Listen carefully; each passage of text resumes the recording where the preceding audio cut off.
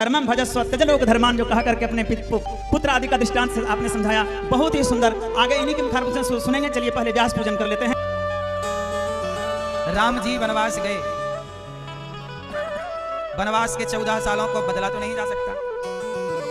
अब नहीं बदला जा सकता तो राम जी ने क्या किया, उन 14 सालों को आनंद से मस्ती के साथ जीते रहे। और राम जी की आयु रामचरित वाल्मीकि रामायण के अनुसार 11,000 वर्ष और श्रीमद् भागवत जी के अनुसार 13,000 वर्ष। राम जी 13,000 वर्षों तक धरती पर धराधाम पर, राम तो सदा है, राम कहीं गए थोड़ी, पर लीला पुरुषोत्तम है, मर्यादा पुरुषोत्तम है। तो जिस सा शरीर प्रभु जब आए और लीला करके जब गए तो वह कार्यकाल 13,000 वर्षों का है। राम जी का कार्यकाल कितने वर्षों का है? बोलो मेरी माँ जोर से। 13,000। लेकिन बताओ राम जी 11,000 वर्षों तक रहे वाल्मीकि रामायण के अनुसार। चलो 11 की बात करते हैं। 11,000 वर्षों तक राम जी यदि रहे तो राम जी के 11,000 वर्षों को कोई जानता है कि केवल 14 वर्षों को जानता है? लोग कितने वर्षों को जानते हैं? कितने वर्षों को जानते हैं? हाँ, लोग आपके सुख के पलों को जानना नहीं चाहते, लोग आपके संघर्ष को जानना चाहते हैं। इसलिए जीवन में जब संघर्ष होए, संघर्ष आए, विपत्ति आए, संकट आए तो भागना मत, राम की तरह डटकर सामना करना। वही आपका समय अमर होगा, इतिहास के पन्नों में दर्ज होगा। राम के वह सुख के दिन याद ना किए गए, राम के वो 14 वर्ष दुख के दिन याद किए गए। इसलिए संघर्ष, जीवन में कठिनाई, जीवन में परेशानियां आए तो परेशान होने की जरूरत नहीं है, रोने की जरूरत नहीं है। मजबूती के साथ उन दुखों का सामना कीजिए, क्योंकि जिसके जीवन में कष्ट ना हो, परेशानियां ना हो, वो भी कोई जीवन है। अच्छा बताओ, किसके जीवन में परेशानियां नहीं होती? एक नाम सुझाइए, किसके जीवन में परेशानियां नहीं है? उत्तर मैया चीटी। सच बताओ, चीटी के जीवन में परेशानियां नहीं है क्या? चीटी जा रही थी, पांव रख दिया, मारी गई, बेचारी दिन भर चलती है, कहां खाने को मिलेगा, कहां मिलेगा, कहां नहीं मिलेगा। कुत्ता के जीवन में परेशानियां नहीं है क्या? सांप के जीवन में परेशानी है। चिड़िया अपने बच्चों को रखती है, अंडा रखती है और दाना लेने जाती है, तब तक सांप आता है, अंडी खा जाता है। बताइए क्या चिड़िया के जीवन में कष्ट नहीं है? मछली अभी बच्चों को जन्म दी थी, छोटे छोटे बच्चे उसके संग जा रहे थे, बड़ी मछली आई और मुंह खोला, सारे बच्चे पेट में, बड़ी मछली के। बताओ किसके जीवन में परेशानियां नहीं है? किसके जीवन में संघर्ष नहीं है? किसके जीवन में कष्ट नहीं है? उत्तर दो। बेचारा मच्छर, एक बूंद खून पीने तो आता है, आप हाथ रख देते हो, बेचारा जान से हाथ धो बैठता है। संघर्ष तो मच्छर के जीवन में भी है, हाँ या ना? लेकिन एक व्यक्ति मुझे दिखा, एक है जिसके जीवन में संघर्ष नहीं। बताओ वो कौन है जिसके जीवन में संघर्ष नहीं है? उत्तर कौन? कौन मेरी मां? एक है, उसका नाम है मुर्दा। जो मर गया उसके जीवन में कोई संघर्ष नहीं है, सारे कष्ट समाप्त हो गए। जो व्यक्ति जिसके जीवन में संघर्ष नहीं है वह मुर्दा है, जिसके जीवन में संघर्ष है वही तो जीवन है। इसलिए संघर्षों से डरा मत करो, परेशान मत हुआ करो, डटकर सामना किया करो, क्योंकि संघर्ष यदि कहीं नहीं है तो मुर्दे में कोई संघर्ष नहीं। चाहे कुल्हाड़ी से काट दो, चाहे जला दो, चाहे गाड़ दो, चाहे बहा दो, उसे कोई दिक्कत नहीं है। वो कुछ नहीं कहेगा कि हमें ये चाहिए, कि वो चाहिए, ऐसा कि ना, जैसा मन आपका, कोई संघर्ष नहीं, कुछ नहीं करना। पड़ा है तो पड़ा है, बोलो हाँ। इसलिए आप जिंदा हैं। संघर्ष है तो पता लग रहा है कि आप जिंदा हैं, संघर्ष नहीं है तो पता लग रहा है कि आप मुर्दे हैं, हाँ या ना? संतों के जीवन में बड़ा संघर्ष होता है। ये जो आप दिव्य आश्रम देख रहे हैं, जहां बैठकर ये दास अनिरुद्ध आपको कथा सुना रहा है, यह महान संतों के पावन संकल्प से यह श्रोत मुनि आश्रम की नींव रखी गई और आज यहाँ संतों का काम क्या है? अरे मेरी माँ, एक बात बताओ, आज यदि भारत में संत ना होते, सब जंगल चले जाते, तो बताओ आज समाज में आपको ये भागवत सुनने को मिल रही होती? अरे मैं भी जिस गुरुकुल में पढ़ा वह भी किसी संत का ही आश्रम था। आज सनातन की रक्षा कहीं हो रही है तो संत लोग ही कर रहे हैं गुरुकुलों के द्वारा। आज गाय का चित्र आपको केवल फोटो रह जाती गाय की, यदि संत ना होते आज भारत में किसी गृहस्थ के पास 1000 गाय नहीं है, पर संतों के पास लाखों लाख गाय हैं। ऐसे ऐसे भी संत, किसी गृहस्थ के पास 1000 गाय ना होगी, पर संतों के पास लाखों लाख गाय हैं। यदि गाय बची है तो संतों के बल पर, वेद बचे हैं तो संतों के बल पर। वरना कल पूज्य स्वामी जी हमें बता रहे थे, दास को, उनके चरणों में दास बैठा, तो बता रहे थे कि हमारे पास जो वेद है, वो वेद जिसमें एक भी त्रुटि नहीं है, हजारों लोगों को यहाँ से वेद वितरण किया जाता है कि भाई ये वेद है, इसे पढ़ो।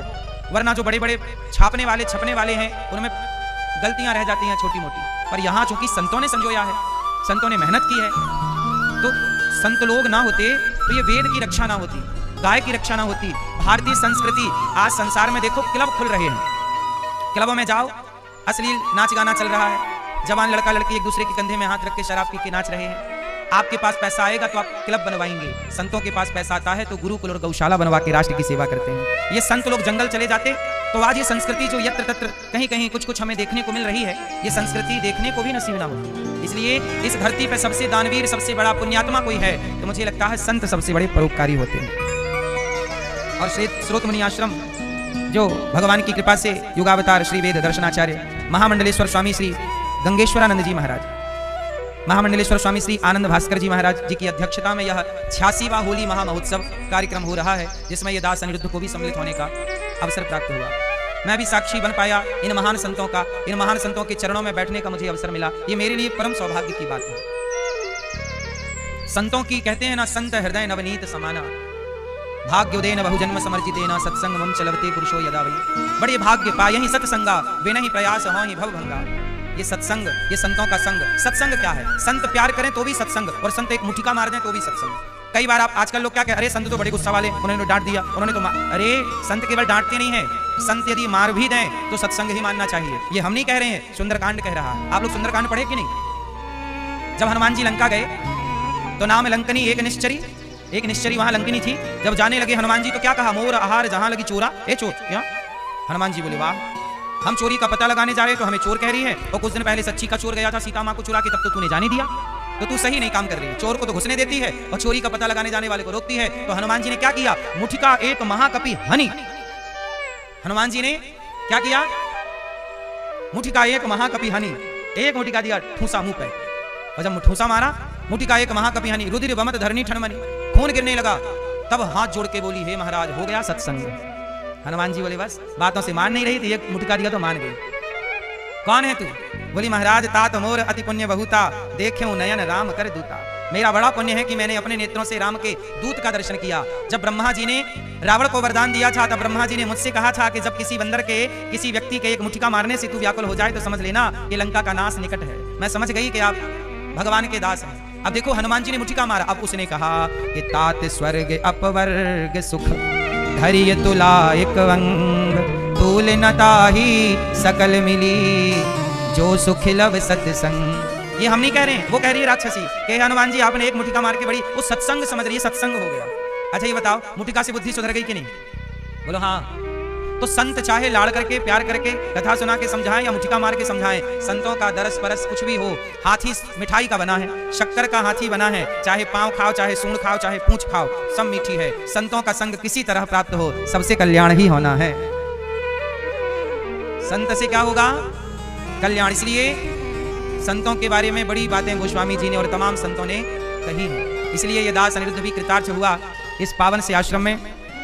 यहाँ पर विभिन्न प्रकार की सेवाएं चल रही हैं। सभी संतों को बारंबार नमन। कल हम लोगों ने सुना कि धुंधकारी जैसा महान पापी भागवत सुन के तर गया।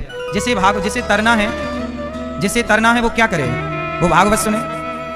भागवत सुनने से ही व्यक्ति इस भव सागर से पार हो सकता है। तरना है तो क्या करें? भागवत सुने। कहते हैं गंगा जी में डूबोगे तो मर जाओगे, गंगा जी में डूबोगे तो मर जाओगे, पर भागवत की गंगा में डूबोगे तो तर जाओगे।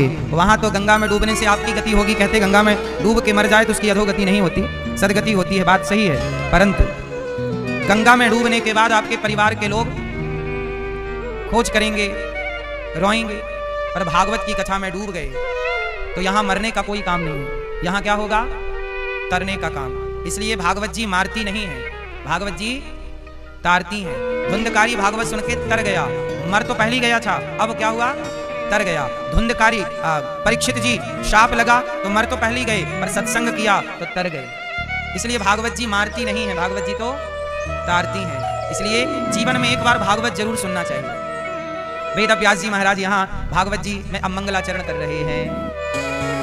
भागवत जी की यहाँ से शुरुआत हो रही है। जन्माद्यस्य यतः जन्म आदि यस्य जन्माद्यस्य। जहाँ भागवत जी की शुरुआत होती है वहां शुरुआत कहां से होती है?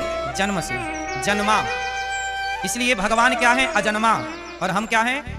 जन्मा। तो उस अजन्मा की कथा इस प्रकार भागवत जी में लिखी है कि हम जन्मा लोग जो जन्मे हैं, जन्मे लोग भी अपना कल्याण कर लें उस अजन्मा की कथा से। इसलिए हम जन्मे लोगों के लिए अर्थात प्राणी मात्र के लिए ये कथा है, ये ज्ञान है। जन्माद्यस्य, जन्माद्यस्य यतः। क्या है ये?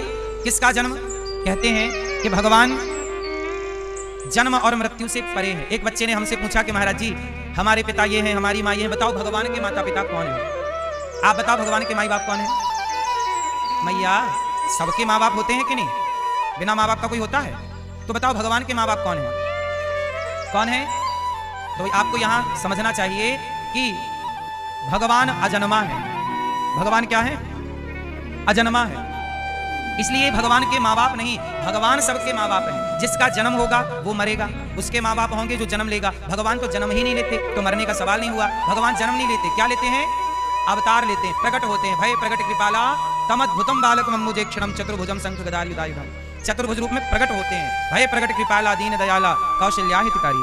तो भगवान जन्मा नहीं है, अजन्मा है। जिस परमात्मा के द्वारा सृष्टि उत्पन्न होती है, पालन होती है, होता है संहार होते हैं। चार थे स्वभिज्ञा स्वराट। कल हमने बताया था कि भगवान सब कुछ जानते हैं। अच्छा चीटी, क्या चार थे स्वभिज्ञा? भगवान सब कुछ जानते हैं। क्या क्या जानते हैं? आप क्या सोच रहे हैं ये भी भगवान जान रहे हैं। आपने क्या सोचा था ये भी भगवान ने सुना। भगवान के कान कैसे हैं? बिनु पग चलहि सुनहि बिनु काना, कर बिनु कर्म करहि विधि नाना। बिना पांव के चलने वाले भगवान हैं। अच्छा ये बताओ, बिना पांव के भगवान कहाँ चले? एक उदाहरण देके समझाओ। चार छह सौ विज्ञा स्वराट, सब कुछ प्रकाशित है परमात्मा के आगे, सब कुछ जानते हैं। क्या क्या जानते हैं? अब देखो, हस्तिनापुर में द्रौपदी के कपड़े उतर रहे थे, वस्त्र हरण हो रहा था, चीर हरण, और द्वारिकाधीश द्वारिका में थे। जब द्रौपदी ने पुकारा तो दौड़ पड़े कि नहीं?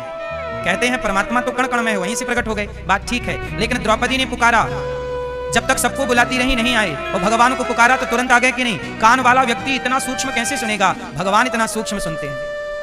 इसलिए पांव वाला चलता है कैसे? अभी आपको मैं बताऊं। आप 5वें दिन की कथा में सुनेंगे कि भगवान गोपियों के घर में घुस घुस के मक्खन चुरा रहे हैं, माखन खा रहे हैं, मटकी तोड़ रहे हैं, गोपियां नचा रही हैं तो भगवान नाच रहे हैं। अब आपको लगेगा ये कैसा भगवान है? बताओ, गोपियों के नचाने से नाचता है? ताही अहिरी की छोहरियां छछियां भरी छाछ पे नाच नचावे। जो भगवान नाच रहे हैं मक्खन के लिए गोपियों के आगे, आप कहोगे ये कैसा भगवान? तो वही पहले वेदव्यास जी बता रहे हैं कि ये वो भगवान है जो तीनों गुणों से परे हैं। पर आपको मोहित नहीं होना, जब उनकी सामान्य लीलाएं आएंगी तो आप ये मत सोच लेना कि ये कैसा भगवान। इसलिए पहले परिचय दे रहे हैं। इसलिए भगवान कैसे हैं? दिव्य गुणों से परिपूर्ण है। ऐसे भगवान को हम सत्य स्वरूप परमात्मा को सत्यम परम धीमहि, जो सत्य स्वरूप परमात्मा है उनको हृदय में धारण करते हैं, उनका ध्यान करते हैं। तो भगवान को धारण भी कीजिए अपने हृदय में और भगवान का ध्यान भी कीजिए। सत्यम परम धीमहि, उनको धारण हृदय में रखिए, कीजिए और उनका ध्यान कीजिए। भगवान किसे मिलते हैं? अब प्रश्न खड़ा हुआ कि भगवान की प्राप्ति किसे होगी? आप बताओ भगवान की प्राप्ति किसे होती है? तो सुनो, धर्मः प्रोचित कैतवोत्र परमो निर्मत्सराणां सतां वेद्यम वास्तवमत्र वस्तु शिविदं तापत्रयोन्मूलनम्। धर्मः प्रोचित कैतवोत्र परमो, भगवान किसे मिलेंगे? निर्मत्सराणां सतां, जिनके अंदर कोई छल कपट नहीं है। आपके अंदर छल कपट है? मैया, आपके अंदर छल कपट है? नहीं? खाओ मां कसम के नहीं है छल कपट। झूठ बोल रहे हैं, कह रहे नहीं है। ये कलयुग है, यहां थोड़ी छल कपट से कोई बच सकता है। कह दो ना, स्वीकार करो, हाँ है तो है, उसे ही तो ठीक कर। जब आप बीमार ही नहीं है तो डॉक्टर करेगा क्या? डॉक्टर के पास तभी ना जाओगे जब बीमार हो। छल कपट होगा तब ना साफ सफाई सत्संग से होगी। आप ऑलरेडी शुद्ध हैं तो फिर सत्संग तो ठीक है, फिर आपका कल्याण होगा ही। लेकिन सत्संग तो मांझता है, गंदे को नहीं धोबी धोता है। इसलिए सत्संग गुरु जी तो धोबी की तरह होते हैं। जैसे कपड़े को धोबी साफ कर देता है, ऐसे वासांसी जीर्णानि यथा विहाय, ये जीवन की काया रूपी कपड़ा गंदा हो गया है, सदगुरु रूपी धोबी उसे धुल करके साफ कर देता है। इसलिए गुरु एक धोबी की तरह निर्मल बनाता है। शरीर क्या है? गीता में भगवान ने यही तो कहा है कि जैसे पुराना कपड़ा आप फेंक देते हैं, नया कपड़ा धारण करते हैं, शरीर रूपी कपड़े को, वस्त्र को आत्मा धारण करती रहती है, छोड़ती रहती है। तो मैली चादर ओढ़ के बंदे द्वारे कैसे आऊं, तो ये मैली चादर है, ये शरीर गंदा है, इसे साफ कौन करेगा? कोई गुरु साफ करेंगे। तो जो साफ करे वो धोबी। बोलो हाँ कि ना? तो अब बताओ, तो आपके अंदर है ना छल कपट? तो भागवत सुनने से क्या होगा? कपट दूर होगा। इसलिए नित्य सत्संग करिए, आपका कपट, आपका छल, आपके भीतर की बुराइयां धीरे धीरे समाप्त हो जाएंगी। और क्या होगा? सबई पुंसाम परो धर्म। धर्म क्या है? यतो भक्ति रधोक्षदे अहितुक्य प्रतिहताय आत्मा संप्रशीदति। भगवान कहते हैं कि जिसके अंदर निष्कपटता आ गई, कपट मुक्त हो गया, वह मुझे प्रिय है। निर्मल मन जन सो मोहि पावा, मोहि कपट छल छिद्र ना भावा। इसलिए मेरी माँ, जब भी भगवान का दर्शन करो निष्कपट होकर के करो। भगवान की भक्ति, भगवान की पूजा कैसी होनी चाहिए? निष्कपट होनी चाहिए। आपको कैसा होना चाहिए? जोर से, कपट होना चाहिए। रिश्ते कहां से खराब होते हैं? कपट से। इसलिए निर्मल मन जन सो मोहि पावै। निर्मल, अच्छा आप निर्मल हो या नहीं? हाँ या ना? नहीं? अच्छा सुनो, पानी गंदा है तो क्या गंदे पानी में आपका प्रतिबिंब दिखाई पड़ेगा? उत्तर। लेकिन पानी साफ है तो झांक के देखो, आपका चित्र दिखेगा कि नहीं? हाँ, जब तक मन गंदा है तब तक भगवान का दर्शन संभव नहीं है। इसलिए सत्संग से क्या होगा? मन की निर्मलता होगी। इसलिए आप हनुमान चालीसा पढ़ते हो ना, उसमें क्या लिखा है? आप सबसे पहले हनुमान चालीसा के 2 दोहे गाते हैं। श्री गुरु चरण सरोज रज निज मन मुकुर सुधारी। श्री गुरु चरण सरोज रज निज मन, निज मतलब मेरे मन के, मुकुर, मुकुर मतलब दर्पण, निज मन मुकुर सुधारी। जब तक मन का दर्पण नहीं सुधरेगा तब तक भगवान का साक्ष्य। अब दर्पण में धूल जमा है तो क्या आपका चित्र दिखेगा? इसका मतलब दर्पण खराब है क्या? दर्पण खराब नहीं है, धूल हटाओ दिखेगा। ऐसे ही हृदय के, मन के दर्पण में काम, क्रोध, विषय वासनाओं की, छल कपट की धूल जमी है। जब सत्संग करोगे, सत्संग से वो धूल हटेगी तो मन मंदिर में ही भगवान का दर्शन हो जाएगा। श्री गुरु चरण सरोज रज निज मन मुकुर सुधारी। फिर बाद में वर्णऊ रघुवर, जब निर्मल होए मन तो वर्णऊ रघुवर विमल जस जो दायक फल चार, जो 4 फल देने वाले हैं। मैया 4 फल कौन कौन से होते हैं? मैया, दादाजी, 4 फल कौन कौन से? जो दायक फल 4। 4 फल कौन कौन से? धर्म, अर्थ, काम, मोक्ष। धर्म चाहिए तो गुरु की शरण में, अर्थ चाहिए तो गुरु की शरण में, काम चाहिए तो गुरु की शरण में, मोक्ष चाहिए तो गुरु की शरण में। गुरु के दिव्य ज्ञान से, हमारे शास्त्रों में भगवान की कृपा से सब कुछ है, धर्म भी, अर्थ भी, काम भी, मोक्ष भी। इसलिए शिक्षा कैसी होनी चाहिए? आज समाज में सबसे ज्यादा गंदी क्या हो गई है? बिगड़ क्या गई है? शिक्षा बिगड़ गई। प्रहलाद जी अपने गुरु जी के यहाँ जब पढ़ने गए तो उन्होंने यही तो कहा कि मैं क्या पढ़ूं, यहाँ तो अर्थ और काम पढ़ाया जा रहा है। प्रहलाद जी ने संडामर्क के यहाँ जाके यही तो कहा कि मैं, मुझे क्या पढ़ा रहे हो आप? केवल काम पढ़ा रहे हो, अर्थ पढ़ा रहे हो। आजकल स्कूलों में जो बच्चे पढ़ते हैं, क्या पढ़ते हैं? केवल पैसे कमाने की विद्या पढ़ते हैं कि कैसा पढ़ लें कि पैसे कमाने लग जाएं, और काम, पैसे से कामनाओं की पूर्ति कर लें, विषय भोग की पूर्ति कर लें, घर मकान बना लें। आज सबको क्या चाहिए? पैसा चाहिए और घर मकान चाहिए, और क्या चाहिए? इससे ज्यादा की सोच ही नहीं है। लेकिन हमारे सनातन में शिक्षा 2 प्रकार की नहीं, आज समाज में 2 तरह की शिक्षा मिल रही है, पर शिक्षा 4 तरह की होती है। पहली शिक्षा धर्म की। पहली शिक्षा किसकी मेरी माँ? जोर से। इसलिए बेटे को कुछ पढ़ाने से पहले धर्म का पाठ जरूर पढ़ाना चाहिए। बच्चे को क्या बनाओ? धर्मात्मा। क्या बनाओ?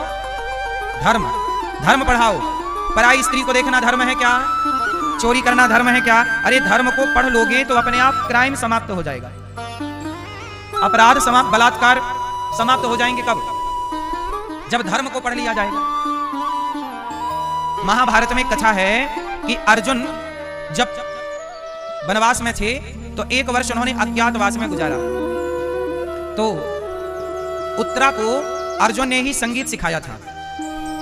तो उत्तरा के पिता बोले कि अर्जुन, आपसे हम अपनी बेटी का विवाह करेंगे। अर्जुन से कहा कि उत्तरा का विवाह हम आपसे करेंगे। अर्जुन ने कहा नहीं, मैंने इसे शिक्षा दी है और शिक्षा एक पिता देता है, मैं इसके पिता के तुल्य हूं, इसलिए मैं इससे विवाह नहीं कर सकता। देखिए जरा, जबकि अर्जुन चाहते तो कर लेते कि बहुत सुंदर है, कर लेता हूं। नहीं, कहा कि ये मेरे पुत्र के योग्य है, इसलिए मैं इसे बहू बना कर ले जाऊंगा। तो उत्तरा का विवाह फिर अभिमन्यु से किया। कुल मिला के कहना यह है, एक बार अर्जुन स्वर्ग गए। जरा सुनिएगा, गीता में अर्जुन क्या कह रहे हैं कि चंचलम ही मनः कृष्ण, हे कृष्ण, हे प्रभु, मेरा मन बड़ा चंचल है, मैं क्या करूं। अर्जुन कह रहे हैं कि मन चंचल है, जबकि अर्जुन का मन कितना कंट्रोल है उसका एक वाक्य आपको याद होगा, दास सुनाएगा। एक बार अर्जुन स्वर्ग गए तो स्वर्ग की एक अप्सरा आई, और अप्सरा आई और अर्जुन के सामने हाव भाव प्रकट करने लग गई। अर्जुन समझ गए कि ये काम से पीड़ित होकर मेरी ओर खींची चली आ रही है। तो अर्जुन ने उस देखिए अप्सरा कितनी सुंदर होगी, और वो अर्जुन के पास आई कि तुम हमारा आनंद लो, हम तुम्हारे पास आ गई। अर्जुन ने हाथ जोड़ करके कहा कि मेरे वंश में मेरे पूर्वजों ने आपके साथ रमण किया है, और जब आपके संग मेरे पूर्वजों ने रमण किया है तो आप तो मेरी माता हो गई। आप मेरी क्या हो गई? जोर से, माता। तो मैं आपके साथ रमण कैसे करूं? अप्सरा ने गुस्से में शाप दे दिया, जाओ तुम वर्ष भर के लिए ब्रह्मलला हो जाओ। इसलिए अर्जुन को अज्ञातवास में ब्रह्मलला होना पड़ा था, क्योंकि वो एक अप्सरा का शाप था।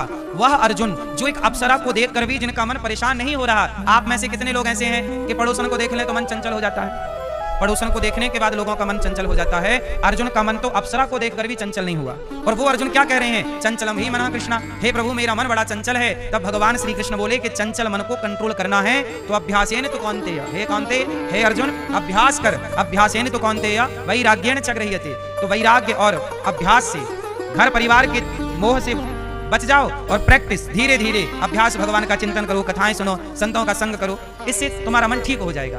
कहने का तात्पर्य यह हुआ कि धर्म क्या है। भागवत जी में यही सवाल खड़ा है, मनुष्य मात्र का धर्म क्या है? प्रश्न खड़ा है, मनुष्य का धर्म, जोर से, मनुष्य का धर्म।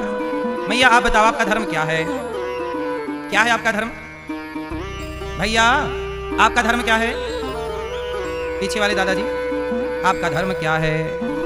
जोर से, क्या भैया बताएंगे? चश्मा वाले आपका धर्म क्या है? जोर से, कुछ आप बोलिए कुछ हम बोले तब ना काम होगा। परीक्षित जी भी बोल रहे हैं, सुखदेव भगवान भी बोल रहे हैं, श्रोता भी बोले, वक्ता भी बोले, तब ना कथा होगी। ये भागवत क्या है? प्रश्नोत्तरी है, परीक्षित जी के प्रश्न और सुखदेव भगवान के जवाब, यही तो कथा है। आपसे पूछने से आप बोलेंगे तो हमें लगेगा कि आप सुन रहे हैं और समझ रहे हैं। आप बताइए मनुष्य का धर्म क्या है? आपका धर्म क्या है? क्या? कर्म, नित्य कर्म। धर्म क्या है? बहुत, ये हमारे शास्त्रों में धर्म की बड़ी व्याख्याएं हैं। धर्म क्या है तो सुनो, स्त्री का धर्म अलग है, पुरुष का धर्म अलग है, राजा का धर्म अलग है, प्रजा का धर्म अलग है, गुरु का धर्म अलग है, सबके धर्म अलग अलग है। राज धर्म अलग है, स्त्री धर्म अलग है। भीष्म पितामह ने जब बाणों की सैया पर लेटे उस समय पांडवों को यही सारे धर्मों का तो वर्णन किया महाभारत में। स्त्री धर्म ये है, नारी धर्म ये है, पुरुष धर्म ये, राज धर्म ये है, तमाम धर्मों का वहां उल्लेख श्री भगवान के सामने भीष्म पितामह जी ने खूब प्रेम से किया है। लेकिन यहाँ अभी मैं सबका धर्म तो बता ही दूंगा, भगवत कृपा से जो दास ने गुरुजनों से पढ़ा है। लेकिन जो मूल में 3 बातें धर्म के लिए कही हैं जो सबके लिए कॉमन है। क्या? मनुष्य का धर्म क्या है? तो धर्म न दूसर सत्य समाना। पहला याद कर लो, मनुष्य का धर्म क्या है? सत्य बोलना। क्या है मेरी माँ? धर्म न दूसर सत्य समाना, आगम निगम पुराण बखाना। पहली व्याख्या, मनुष्य का धर्म क्या है? स्त्री का धर्म क्या है मैया? ओ पीली मैया, कहाँ यहाँ वहां देख रही हो मेरी माँ? बताओ स्त्री का धर्म क्या है? ये मैया, स्त्री का धर्म क्या है? जोर से, स्त्री का धर्म क्या है? आप स्त्री हो ना मेरी माँ, तो बताओ अपना धर्म। आजकल समस्या जानते हो क्या है? लोगों को अपने अपने धर्म के बारे में बोध ही नहीं कि हमारा कर्तव्य क्या है। हम जैसे अब सबके पति, पुरुष का भी पति, पुरुष के भी पति, हम सबके पति भगवान हैं। बोलो हाँ। तो आप अपने पति से प्रेम करें, अर्थात परमात्मा से प्रेम करें। और मतलब थोड़ा बहुत जो प्रेम है ये अपने वाले से भी करते रहो प्रेम। ये बेचारा कहाँ जाएगा? भगवान के बाद थोड़ा बहुत बच जाए तो अपने छगनलाल से भी प्रेम कर लेना वरना बेचारा कहाँ जाएगा? तो नारी का धर्म है पति से प्रेम करना और पति की सेवा। पति मतलब भगवान की सेवा और अपने सुहाग की सेवा। सुहाग मतलब पति। अब पुरुष का धर्म क्या है? पुरुष का धर्म है माता की सेवा करना, पिता की सेवा, मातृ देवो भव, पितृ देवो भव, अतिथि देवो भव, आचार्य देवो भव। माता पिता गुरुजनों की और अतिथि की सेवा करना ये पुरुष का धर्म है। गृहिणी का भी यही धर्म है। तो ये सब पुरुष अपना धर्म करे, स्त्री अपने कर्तव्य का पालन करे, व्यवस्था बन गई। अब हो क्या रहा है? स्त्री अपने धर्म का पालन नहीं कर रही है, वो कोर्ट में जाके पति के खिलाफ केस कर रही है। जबकि लिखा है कि प्रेम करो, प्रेम नहीं कर रही है, केस कर रही है। अब प्रेम करती तो बात बनी रहती, अब केस कर रही है, तलाक का केस डाल दिया। सास ससुर के बारे में लिखा है रामचरितमानस में कि यही ते अधिक धर्म नहीं दूजा, सादर सास ससुर पद पूजा। राम जी कह रहे हैं माता सीता को कि सास ससुर की सेवा से बड़ी कोई पूजा नहीं है। ये कौन कह रहा है? जोर से, ये रामचरितमानस में राम जी समझा रहे हैं सीता मैया को कि सीता तो मेरे संग मत चलो, यही ते अधिक धर्म नहीं दूजा। सबसे बड़ा धर्म क्या है? सादर सास ससुर पद पूजा। सास ससुर बूढ़ों की सेवा करना ये धर्म है। तो नारी का धर्म है सास ससुर की सेवा करना। लेकिन आजकल नारियां, कुछ नारियां सास ससुर पे दहेज का केस लगा रही हैं, अंदर करा रही हैं, ये धर्म बनाए रखा है।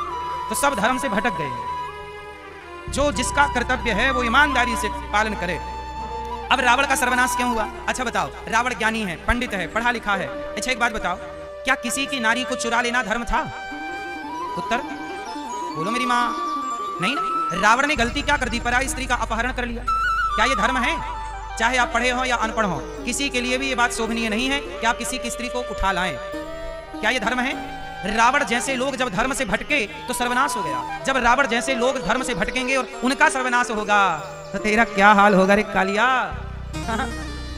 धर्म से भटकोगे तो नाश होगा। इसलिए कहता हूं धर्म से ना भटको। किससे नहीं भटकना? जोर से।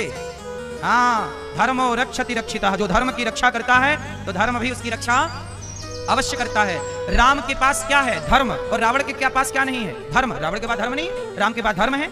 रावण के पास क्या है? था भरा सोना खचाखच लंक की दीवार में, एक रत्ती नहीं मिला रावण को मरती वार में। जाने ना देना धर्म, करना लोभ मत धन धाम का, और धर्म ही जाता रहा तो धन रहा किस काम का? धर्म ही चला गया तो धन बचा के करोगे क्या? अच्छा बताओ, धर्म बड़ा कि धन बड़ा? क्या बड़ा मेरी माँ? धन बड़ा कि धर्म बड़ा? जोर से। इसलिए प्राण जाए पर धर्म न जाए, स्वधर्मे निधनम श्रेयः पर धर्मो भयावह। भगवान गीता में कहते हैं कि अर्जुन, अपने धर्म में रह करके मर जाना श्रेष्ठ है। स्वधर्मे निधनम श्रेयः पर धर्मो भयावह, पर अपने धर्म का परित्याग नहीं करना चाहिए। इस तरह से धर्म के बारे में कहा गया कि धर्म क्या है? मानव मात्र का धर्म है जीव मात्र की सेवा। भगवान के सुंदर सुंदर अवतारों की सुंदर सुंदर चर्चाओं को सूत जी महाराज ने शौनक आदि ऋषियों को सुनाया। भगवान के 24 अवतारों का वर्णन। अच्छा, भगवान के अवतार कितने हैं? जोर से। 24 अवतार हैं। कौन कौन से अवतार हैं?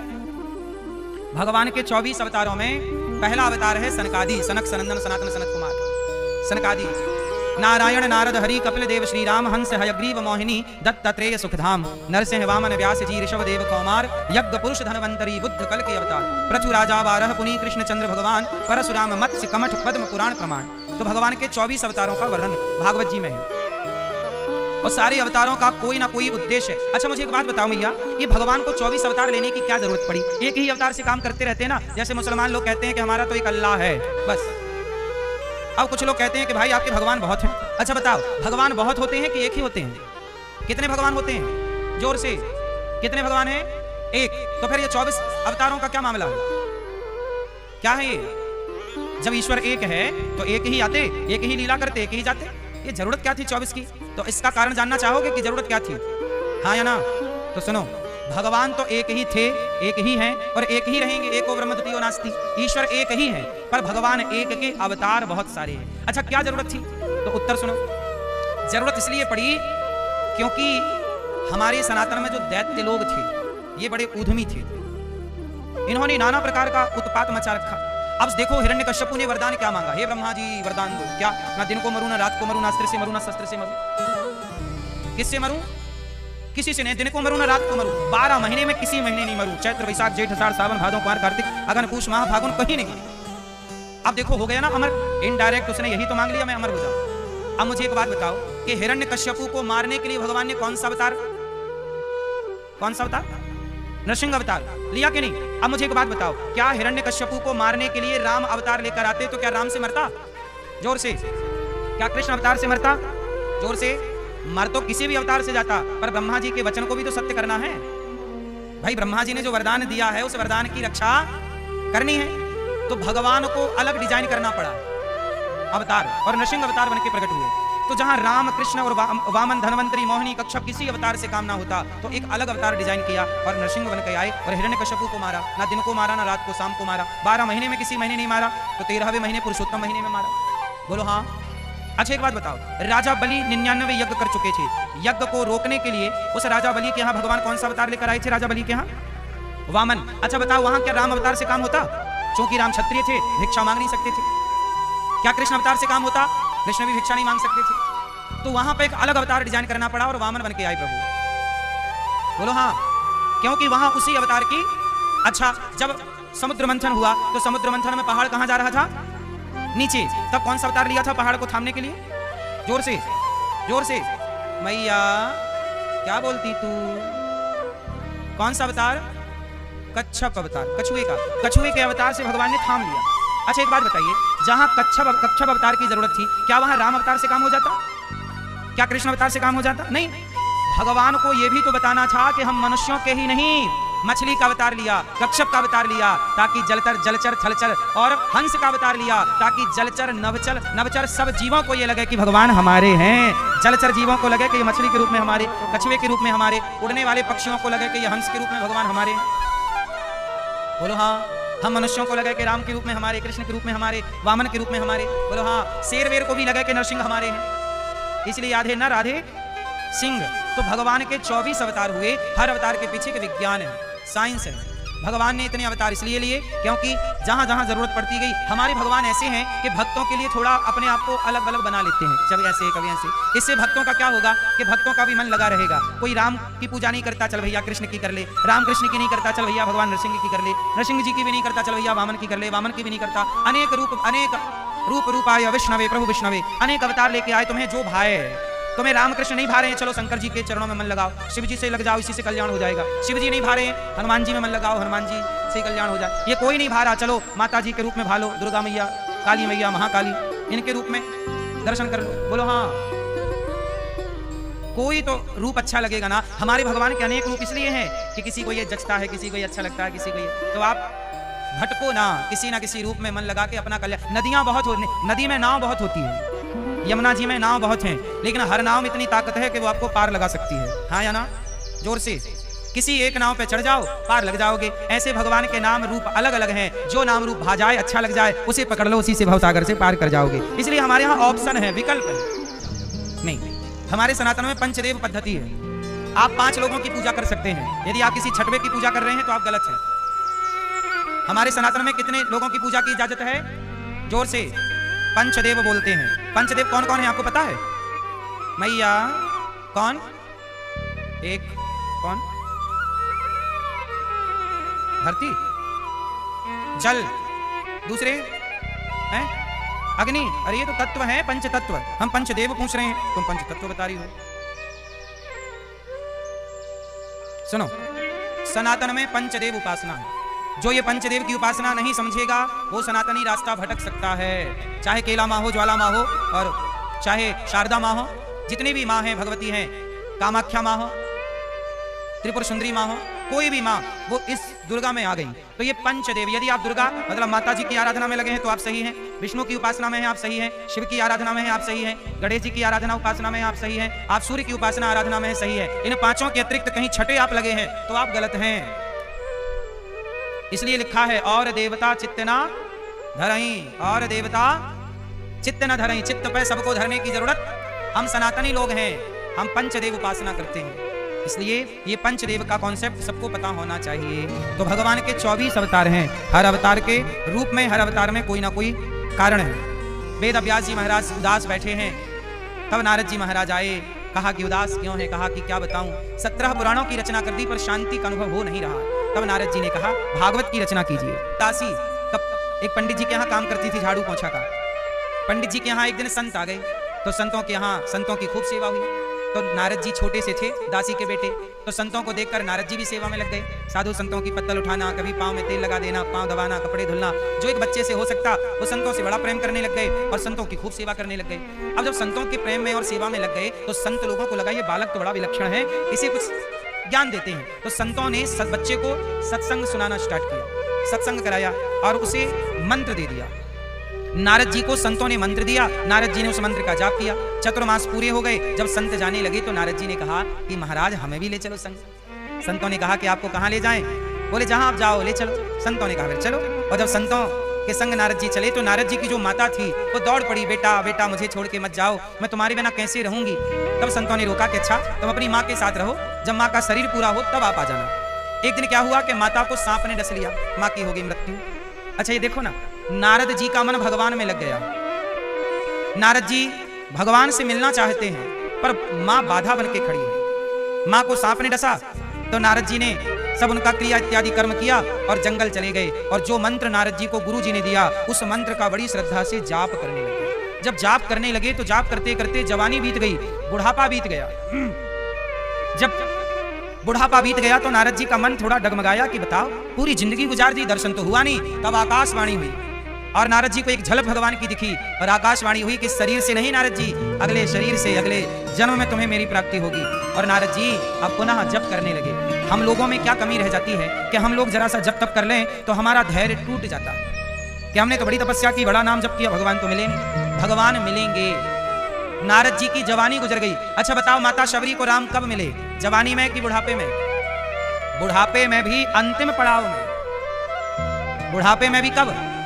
अंतिम पड़ाव में भगवान शबरी माँ को दर्शन दे रहे हैं। मेरी माँ भगवान को पाने निकले हो तो धैर्य रखना, विश्वास रखना, अपने मंत्र पर, अपने इष्ट पर और धैर्य रखना, भगवान जरूर प्राप्त होंगे। आज के व्यक्ति को लगता है कि हम संसार का सुख पाएं और भगवान भी पा जाएं। भगवान मिलेंगे। भगवान कहते हैं तुम अपने कर्तव्य पूरे करो। इसलिए हमारे यहाँ भगवान को पाने की एक सुव्यवस्था है। क्या व्यवस्था है? हमारे सनातन में कितने आश्रम हैं? 4। कितने आश्रम हैं? ब्रह्मचर्य, गृहस्थ, वानप्रस्थ और सन्यास। पहले ब्रह्मचारी रहो। आजकल के लड़के लड़कियां क्या नहीं रह गए? ब्रह्मचारी। अब देखो ना, शादी के पहले ही कुछ लोग लिव इन में रहने लग गए। अब लिव इन में रहोगे तो ब्रह्मचारी थोड़ी कहलाओगे। पहले ब्रह्मचर्य का पालन करो, फिर गृहस्थ में जाओ। तो गृहस्थ में जाके अच्छे से प्रेम से रहो, बच्चे इत्यादि उत्पन्न करो, बच्चों का शादी विवाह कर दो। जब बच्चों के विवाह से आप जिम्मेदारियों से फ्री हो जाएं, तो गृहस्थ के बाद कौन सा आश्रम आता है? जोर से। वानप्रस्थ। अपनी पत्नी को लेकर, पति को लेकर, बेटा बेटियों को जिम्मेदारी सौंप कर शादी ब्याह कर दो, बच्चों को जिम्मेदार बना दो और आप दोनों बुढ़ा बुढ़ी अब तीर्थों में रहो, भ्रमण करो। ये वानप्रस्थ है। अब आप लोग जैसे जैसे बूढ़े होते हैं वैसे वैसे चिपकते जाते हैं माया से, पैसे से, संसार से। जवानी में इतना अटैचमेंट, इतना लोभ नहीं होता। मैंने सुना है बुढ़ापे में लोभ ज्यादा होता है। क्यों? ये बात सही है कि गलत है? मैया सही क्या गलत क्या? बुढ़ापे में लोभ ज्यादा होता है, मैंने सुना तो ऐसे ही है। ये बात सही है कि गलत है? ज्यों ज्यों बूढ़ा होगा व्यक्ति त्यों त्यों लोभ बढ़ता जाएगा। बोलो हाँ। इसलिए बेटा बेटी को जिम्मेदारी दो और अपना तीर्थ यात्रा करो। कुछ पैसे अपने पास रखना, कुछ जमीन जायदाद अपने पास रखना। आप 1 महीने वृंदावन रहो, 1 महीने हरिद्वार अयोध्या जी रहो और 1 महीने घर रहो। कभी कभी घर जाओगे तो बहू बादाम का हलवा खवाएगी। अब दिन भर घर पे ही पड़ी रहती हो तो उसका भी सिर चढ़ जाता है, बुढ़िया कहीं जाती ही नहीं। आप लोग भी तो निकलती नहीं हो मैया। बुढ़ापे में दोनों पति पत्नी निकलो तीर्थ यात्रा। इसलिए ना सनातन में इतने तीर्थ बनाए गए हैं कि कभी यहाँ कभी वहां भ्रमण करते रहो। संत सुखी विचरंत मही। पूरी मही मतलब पूरी पृथ्वी का विचरण करना चाहिए। जो व्यक्ति जितना घूमेगा उतना सुखी रहेगा और जो व्यक्ति एक जगह पर रहेगा उतना ही परेशान रहेगा। इसलिए भ्रमण जरूरी है। सत्संग करते रहो, संतों का संग। संसार घूमोगे तो देखोगे कि भांति भांति के लोग हैं, किस तरह के लोग हैं। आपका त्याग बढ़ेगा, आपकी आसक्ति कम होगी। अब घर पे पड़े पड़े ना, गंगा का जल भी एक गड्ढे पे भर जाए तो गंगा का जल भी अशुद्ध हो जाता है। एक जगह रहते रहते व्यक्ति अशुद्ध हो ही जाता है, परेशान हो ही जाता है, विचारों में दोष आ ही जाते हैं। इसलिए विचरण। इसलिए संतों के बारे में क्या है? आप भी संत बनिए और वानप्रस्थाश्रम का पालन कीजिए। पति पत्नी दोनों भगवत चिंतन कीजिए।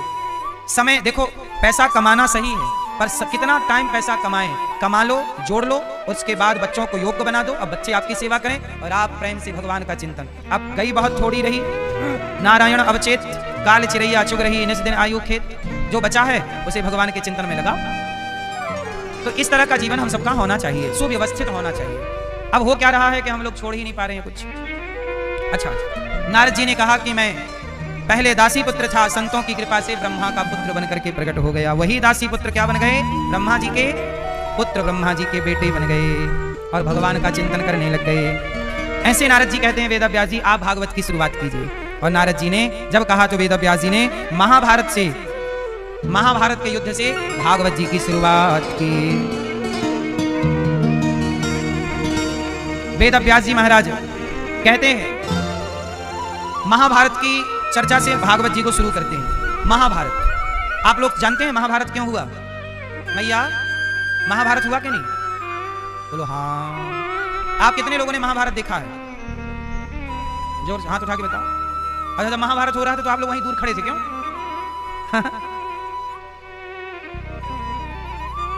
खड़े थे वहीं पे आप लोग? तो कहां देख लिया? टीवी पे। अच्छा हुआ टीवी पे देखा। अच्छा, सामने खड़े होते आप लोग तो किसकी तरफ से लड़ते? मान लो आप होते, चलो माना कि, तो मैं आप किसकी तरफ से लड़ती? कौरवों की तरफ से? किसकी तरफ से? मतलब लड़ती ही, समझाती नहीं। लड़ाई करोगे ही, कहीं भी रहो, किसी भी युग में रहो। सुनो, पांडव और कौरव 2 पक्ष थे। कितने पक्ष हैं? 2 पक्ष, पांडव और कौरव।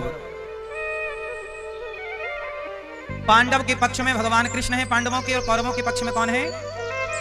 कौरवों के पक्ष में भीष्म पितामह, गुरु द्रोणाचार्य इत्यादि, कर्ण, ये सब कौरवों की सेना में। अच्छा, बलवान किसकी सेना है, कौरवों की कि पांडवों की? कौन, किसकी सेना बलवान है? कौरवों की सेना में ज्यादा बल है। कौरवों की सेना में बड़े बड़े महारथी हैं, पांडवों की सेना कमजोर है। पर पांडवों का बल कौन है? पांडवों के बल है भगवान कृष्ण। आपकी सेना, आपकी ताकत कितनी भी कम क्यों ना हो, पर आपके साथ यदि भगवान है तो जीत आपकी ही होगी। इसलिए जगत साथ दे ना दे, भगवान का साथ जरूरी है। इसलिए हम कहते हैं किसी के भरोसे ना रहा करो। किसके भरोसे? भगवान के आश्रित रहो। हमें और किसी के भरोसे की जरूरत नहीं है। अब देखो ना, महाभारत का युद्ध हुआ, उस युद्ध में 99 कौरव मारे गए, दुर्योधन की जंघा टूट गई। अच्छा, मैं आपसे सवाल कर रहा था कि ये महाभारत हुआ ही क्यों? अच्छा, किसकी गलती से महाभारत हुआ? ये मैया बताएंगी हमारी पीछे वाली, किसकी गलती से महाभारत हुआ? मैया, किसकी गलती थी? किसकी? जिसकी? जोर से, थोड़ा और। द्रौपदी की? दासी? कौन सी दासी? कान में हम कल से थोड़ा सा तेल डालेंगे, थोड़ा और जोर बोलना पड़ेगा। भैया बताएंगे हमारी किसकी गलती से महाभारत हुआ? किसकी गलती थी महाभारत? मैया, गुलाबी मैया, चश्मा वाली मैया, किसकी गलती से महाभारत हुआ? किसकी? किसकी? धृतराष्ट्र। किसकी गलती से महाभारत हुआ? हाँ सुनो, महाभारत किसकी गलती से हुआ?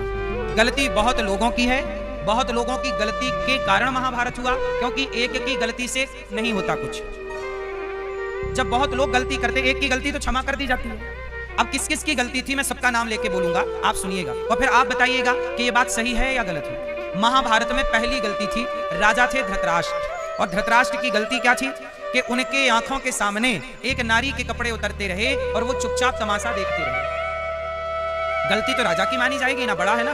अच्छा, धृतराष्ट्र की गलती ये थी कि पांडवों और कौरवों का बंटवारा नहीं किया। चलो, लाज लूटी थी ना, कपड़े उतारे थे, कपड़े उतारे, इसके बाद भी भगवान शांति दूत बन के आए थे।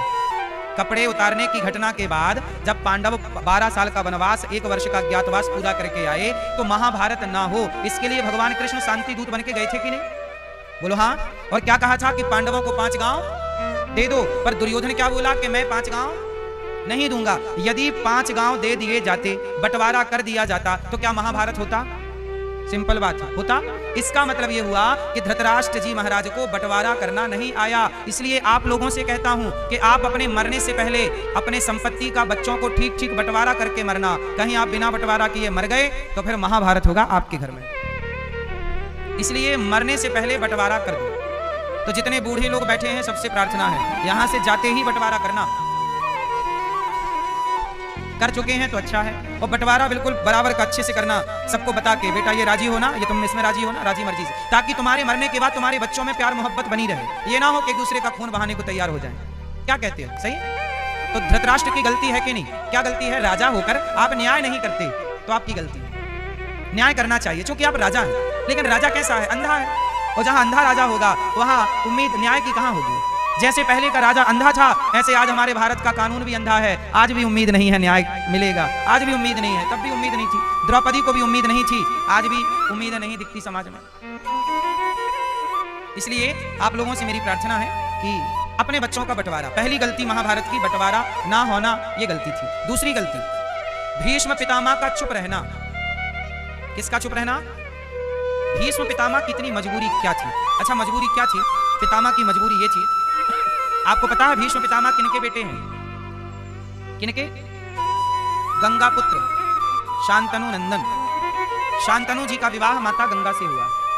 द्यौ नाम के वसु हैं भीष्म पितामह। पिछले जन्म में द्यौ नाम के एक वसु थे। इन्होंने वशिष्ठ जी की गैया चुरा ली।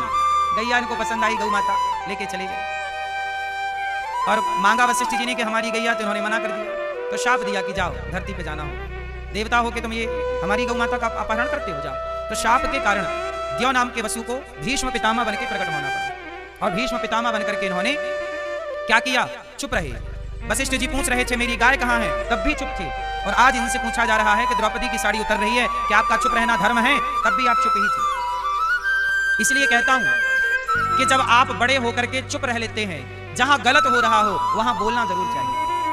चुप रहना अपराध है, चुप रहना पाप है, इसलिए चुप ना रहा करिए। थोड़ा बोला करिए जहां जरूरत है। कई बार बहू पर अत्याचार होता है और बूढ़े घर के सास ससुर जानते हैं कि बेटा गलत है पर चुप है। अरे बोलो ना, बोलो, पक्ष लो उसका जो सही है। चुप रहोगे तो महाभारत होगा, बाद में मत रोना कैसा हो गया। इसलिए सच को बोलने की ताकत रखो। भीष्म पितामह नहीं बोले। अच्छा, भीष्म पितामह ने प्रतिज्ञा की थी। अच्छा, भीष्म पितामह ने विवाह क्यों नहीं किया? कारण जानते हो? बोलो हाँ कि ना? नहीं जानते तो बता दूं। नहीं जानते तो सुनो। भीष्म पितामह कौन है, इनके बारे में जरा जान लो। शांतनु और गंगा जी का हो गया विवाह। अच्छा, गंगा जी और शांतनु का जब विवाह हुआ तो गंगा जी ने अपने पति शांतनु जी से कहा था कि मैं जो करूं आप रोकेंगे टोकेंगे नहीं, तब तो मैं आपकी पत्नी बनूंगी। कहा ठीक है। अब गंगा जी क्या करती हैं कि इनके जो बच्चा होता ले जाके पानी में डुबा देती, मार डालती। वो मार क्यों डालती? क्योंकि वशिष्ठ जी ने शाप दिया था, वहां बहुत सारे लोगों की गलती थी, तो सबको कहा था मनुष्य बनना पड़ेगा। तो सब देवताओं ने गंगा जी की शरण ली, कहा कि हम जन्म तो लेंगे पर हमें तुरंत पानी में डुबा देना, तो हम जन्म लेके दोष समाप्त करके वापस देवता बन जाएंगे। तो गंगा जी ने बच्चा पैदा हुआ तो डुबा दिया, दूसरा पैदा हुआ, शांतनु जी को लगा कैसी औरत है, कैसी स्त्री है, बताओ बेटों को मार डालती है। पर शांतनु जी कुछ बोले नहीं, क्योंकि बोलेंगे तो चली जाएंगे। तो 6-7 बच्चे तक तो कुछ नहीं बोले। जब 8वां बेटा भीष्म पितामह प्रकट हुए तब कहा शांतनु जी ने, देवी ये क्या कर रही हैं आप, नवजात बच्चे को मारेंगी, हत्यारिन हैं आप, पाप लगेगा। तब गंगा जी ने कहा महाराज इनको मैंने क्यों मारा? वो पूरी कथा सुना दी कि ये देवता थे, शाप के कारण मेरी शरण में आए, मेरे से कहा कि मेरा जन्म होते ही पानी में डुबा देना, तो मैंने वही इनकी मुक्ति के लिए ये कार्य किया। और आपने टोका, अब ये रहा आपका बेटा। और मैं चली, गंगा मैया चली गई। जब गंगा मैया चली गई तो शांतनु उदास रहने लगे बिना पत्नी के। एक दिन ये गए जंगल में, तो वहां पर एक कन्या इन्हें नजर आई, सत्यवती, जिसे मत्स्य गंधा भी कहते हैं, योजन गंधा भी कहते हैं। तो इन्हें एक सुंदर सी कन्या नजर आई। तो शांतनु ने देखा, बुलाया, यहाँ तुम किसकी बेटी हो? कहा मैं यहाँ नाव चलाने वाले के नाविक की बेटी हूं। तो कहा कि तुम मेरे से विवाह कर लो। कहा मैं कर तो लूंगी, पिताजी से बात कर लो। उस कन्या ने कहा कि मैं देवताओं की कन्या हूं, चूंकि नाव चलाने वाले ने मुझे पाला है, मैं मछली के गर्भ से प्रकट हुई हूं, इसलिए मैं इनकी कुटिया में हूं और ये पिता की तरह इन्होंने मेरा पालन किया है। तो शांतनु जी ने कहा कि देखो आपकी बेटी से हम विवाह कर लेंगे। तो केवट ने कहा कि हम अपनी बेटी का ब्याह महाराज आपसे तो कर देंगे, पर हमारी शर्त है। क्या शर्त है? बोले हमारी बेटी से जो बच्चा पैदा होगा वही राजा बनेगा।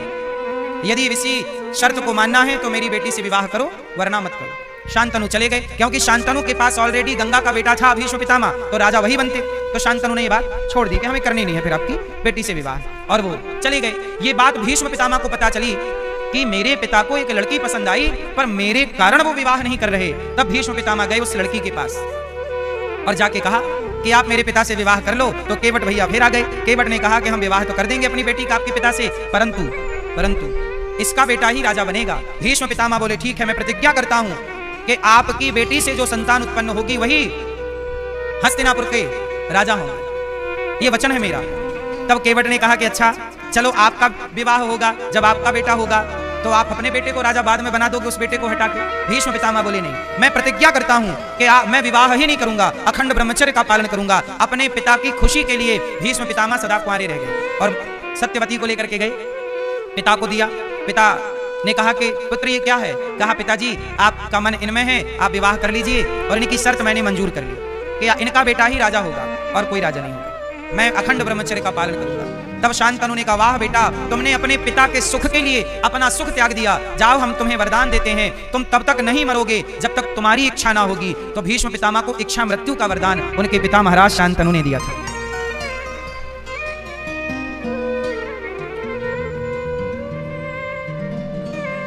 शांतनु, इनका नाम शांतनु क्यों पड़ा?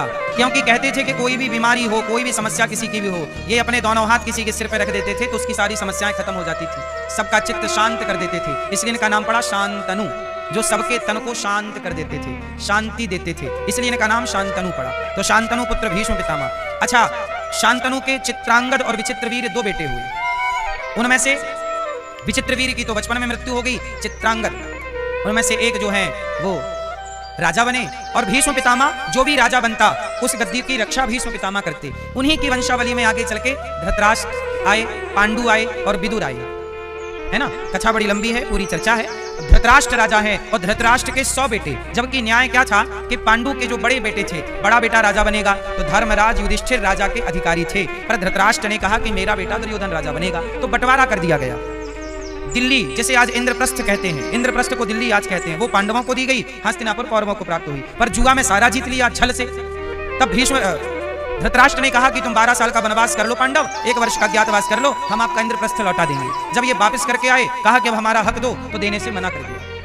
जब देने से मना किया, तब भगवान शांति दूत बनकर आए कि पांडवों को 5 गांव दे दो, फिर भी नहीं दिया। तब महाभारत हुआ। भीष्म पितामह को बोलना चाहिए था, पर भीष्म पितामह की भी गलती नहीं है, वो बोले तो, पर दुर्योधन सुनता ही नहीं। इसलिए कहता हूं कि भीष्म पितामह को ताकत ज्यादा थी, इस दुष्ट को मार ही देते। एक दुष्ट दुर्योधन को मार देने से बाकी लोगों की रक्षा हो रही है, तो सबकी रक्षा कर लेना धर्म था। विदुर नीति कहती है कि उंगली काट देने से हाथ बच रहा हो तो उंगली काट देना चाहिए। एक हाथ काट देने से संपूर्ण शरीर की रक्षा हो रही है तो हाथ काट देना चाहिए। एक व्यक्ति को मार देने से परिवार की रक्षा होती है, उसे मार देना चाहिए। एक परिवार का त्याग कर देने से संपूर्ण राज्य की रक्षा हो रही है, उस परिवार का त्याग कर देना चाहिए। एक राज्य का त्याग करने से संपूर्ण देश की रक्षा हो रही है, तो उस राज्य का त्याग कर देना चाहिए। विदुर नीति कहती है कि एक को त्यागने से हजारों की जिंदगी बच रही है, तो एक को दुर्योधन को त्याग दो, पर दुर्योधन को त्यागे ही। जन्म के समय ये बात बोल दी थी विदुर जी महाराज, पर धृतराष्ट्र का मोह ज्यादा था। तो महाभारत क्यों हुआ? भीष्म पितामह की चुप्पी, द्रौपदी की लाज लुट रही थी, इन्हें शस्त्र उठा के और दुशासन को मार डालना चाहिए था, दुर्योधन को, तभी महाभारत खत्म हो जाता। गलत को सहते रहोगे, कांटा बढ़ता रहेगा, दर्द पीड़ा बढ़ती रहेगी। महाभारत क्यों हुआ? धृतराष्ट्र की गलती, पितामह की चुप्पी और कर्ण जैसे मित्र। अच्छा, महाभारत में कर्ण की गलती है या नहीं? उत्तर दो जोर से। हाँ? कर्ण की गलती है कि नहीं? नहीं? नहीं है तो नहीं बोलो, है तो हाँ बोलो। कर्ण की गलती है कि नहीं? जोर से। क्या गलती है? कर्ण की गलती क्या है? कर्ण ने दुर्योधन का साथ दिया, ये गलती नहीं है। मित्र का साथ तो देना ही चाहिए। पर कर्ण की गलती कहां है? कर्ण की गलती यहां है कि मित्र को समझाना चाहिए। यदि आपका मित्र गलत है तो क्या उसे नहीं समझाना चाहिए? दुर्योधन गलत था कि नहीं? भरी सभा में कपड़े उतार रहा है, ये सही था क्या?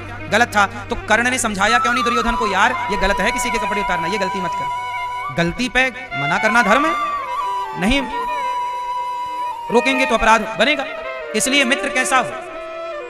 मित्र वो हो जो मित्र को गलत से रोके। यदि मेरा मित्र शराब पी रहा है तो मैं उसे रोकूं, यार शराब पीना गलत है, यार मांस खाना गलत है, पराई औरत को देखना गलत। इसका मतलब ये थोड़ी है कि मेरा दोस्त दारू पी रहा है तो मैं भी पीऊं क्योंकि दोस्त पी रहा है। दोस्त कहता, आजकल के लोग क्या कहते हैं, महाराज जी मैं शराब पीता नहीं हूं, यारी दोस्ती में पी लेता हूं। क्या दोस्ती यारी? जो दोस्त आपको शराब पिला दे वो दोस्त है या दुश्मन है? उत्तर दो। जो आपको शराब पिला दे, गांजा पिला दे, गलत चरस अफीम खिला पिला दे, जो आपको गलत रास्ता पकड़ा दे, वो आपका दोस्त हुआ कि दुश्मन? जोर से। वो दुश्मन है। तो जब दुर्योधन गलत था तो कर्ण ने समझाया क्यों नहीं कि भाई ये कपड़े उतारना गलत है? तुम मित्र थे, ज्ञानी थे, समझदार थे, रोकते ना, तुमने रोका नहीं। बल्कि कहा क्या कि द्रौपदी तेरे तो 5 पति हैं, छठा मुझे बना ले। मैया सो गई मेरी माँ, नींद आ रही है ना मेरी माँ? नहीं। फिर ऐसे काय कर रही? सुन लो मेरी प्यारी माँ, सुनो। कर्ण जैसा मित्र, मित्र का साथ देना धर्म है दोस्तों, पर गलत में नहीं। आपका मित्र बलात्कार करेगा तो आप भी साथ दोगे कि यार मित्र है यार साथ तो देना चाहिए, चल तेरे संग मैं भी कराता हूं। फिर शराब पी रहा है मित्र, चलो यार मैं भी एक पैक मार लेता हूं क्योंकि मित्र है। नहीं, ये मित्र नहीं है, ये शत्रु का काम हो रहा है। आप अपने मित्र को एक थप्पड़ मारिए, क्या शराब पी रहा? क्या ये धर्म है शराब पीना? तू अपने बच्चों को, अपनी माता को, अपने पिता को, अपने बच्चों को, परिवार को धोखा दे रहा शराब पी के। कल तेरा एक्सीडेंट हो जाए कौन जिम्मेदार है? रोकिए, मित्र का धर्म ये। आज दुर्योधन का नाश हो गया, कर्ण ने रोका होता तो दुर्योधन का नाश होने से बच जाता। मित्र का नाश होने से बचे, यही ना मित्र का धर्म है। ये थोड़ी के नाश होने में सहयोगी बने के चल तेरा नाश हो रहा है मैं भी तेरे नाश में साथ देता हूं। महाभारत बहुत विचार का विषय है। जब अश्वत्थामा दुर्योधन के पास आए, कहा मित्र मुझे तुम्हारी पीड़ा देखी नहीं जा रही। दुर्योधन ने कहा मित्र तुम मेरे लिए क्या कर सकते हो? बोला मैं पांडवों को मार सकता हूं। आधी रात को अश्वत्थामा पांडवों को मारने के लिए चल पड़ा। पांडवों को जब मारने गया तो भगवान पांडवों को उठा के दूसरी जगह ले गए। द्रौपदी के 5 बेटों को अश्वत्थामा ने मार डाला। जब द्रौपदी ने सुना कि मेरे बच्चे मारे गए, 5 का सिर काट लिया अश्वत्थामा ने, माता द्रौपदी रोने लग गई, आंसू बहाने लग गई। जब आंसू बहाने लग गई तो अर्जुन आए। देवी क्या हुआ? द्रौपदी ने रोते रोते कहा कि अर्जुन हमारे 5 पुत्रों को अश्वत्थामा ने मार डाला। भगवान कृष्ण को सारथी बनाकर अश्वत्थामा चले और अश्वत्थामा ने ब्रह्मास्त्र चला दिया अर्जुन के लिए। तब अर्जुन कृष्ण कृष्ण महाबाहो भक्तानाम भयंकरा त्वमेको दह्यमानानां मपवर्गोऽसि संश्रते। अर्जुन ने कहा, हे सच्चिदानंद स्वरूप परमात्मा, हे श्री कृष्ण, आपकी शक्ति तो अनंत है, तुम प्रकृति से परे रहने वाले परमात्मा हो प्रभु। देखो ना, अश्वत्थामा ने मुझे मारने के लिए ब्रह्मास्त्र चला दिया, क्या आप मुझे मरता हुआ देख लोगे कि नहीं? मैं आपकी शरण में हूँ, हे श्याम सुंदर मेरी रक्षा कीजिए। हे कृष्ण कृष्ण महाबाहो, हे प्रभु मैं आपकी शरण में हूँ। अर्जुन शरण में आए तो भगवान ने रक्षा की, और अश्वत्थामा जो ब्रह्मास्त्र चला चुका था अर्जुन को मारने के लिए भगवान ने अपनी शक्ति से अश्वत्थामा के ब्रह्मास्त्र को रोका। अर्जुन ने भी ब्रह्मास्त्र चलाया, भगवान ने दोनों को शांत किया। अर्जुन ने अश्वत्थामा को पकड़ा, भगवान ने कहा मार डालो इसे। अर्जुन ने कहा नहीं, मैं द्रौपदी को वचन देकर आया हूं कि पुत्रों के हत्यारे को सामने लाऊंगा, इसलिए मैं द्रौपदी के समक्ष ले जाकर खड़ा करूंगा, इसे दंड द्रौपदी देगी। अश्वत्थामा को पकड़कर द्रौपदी के सामने लाकर खड़ा कर दिया गया, बांध करके रस्सी से डाल दिया चरणों में। द्रौपदी से पूछा, बोलो द्रौपदी क्या किया जाए, इसे अश्वत्थामा को मार दें कि छोड़ दें? मुच्चितामेष ब्राह्मणो नितराम गुरु। क्या कहा? मुच्चितामेष। द्रौपदी ने कहा कि अश्वत्थामा को छोड़ दिया जाए। क्यों? द्रौपदी तुम्हें दया आ रही है जो कह रही हो छोड़ दो, मुच्चिता छोड़ दो। क्यों छोड़ दें? इसने द्रौपदी तुम्हारे 5 पुत्रों को मार डाला है। द्रौपदी ने कहा, क्या इसे मार देने से मेरे मरे हुए पुत्र जीवित हो जाएंगे? नहीं, धर्म कहता है, परंतु किसे मारें और किसे ना मारें? यदि आपके सामने गुरु पुत्र है, द्रौपदी ने यही तो कहा कि कोई और होता तो इसे मार डालते, पर ये गुरु जी का बेटा है और गुरु पुत्र गुरु के तुल्य है। आत्मा वही जायते पुत्र, तो ये गुरु पुत्र है इसलिए इसे मत मारो। द्रौपदी कह रही हैं गुरु पुत्र है इसलिए छोड़ दो, दया धर्म का मूल है, पाप मूल अभिमान, तुलसी दया न छोड़िए जब तक घट में प्राण। इसलिए मार भी दो, छोड़ दो, अपमान करके निकाल दो। अपने से बड़ों का अपमान ही उन्हें मृत्यु दंड के बराबर होता है। इसलिए आप लोग अपने से बड़ों का अपमान ना किया करिए, अपने माता पिता बड़ों का अपमान नहीं करना चाहिए। जहां आप अपने से बड़ों का अपमान करते हैं मतलब आप उन्हें मार डालते हैं, मृत्यु देते हैं। द्रौपदी मां है, कह रही हैं छोड़ दो।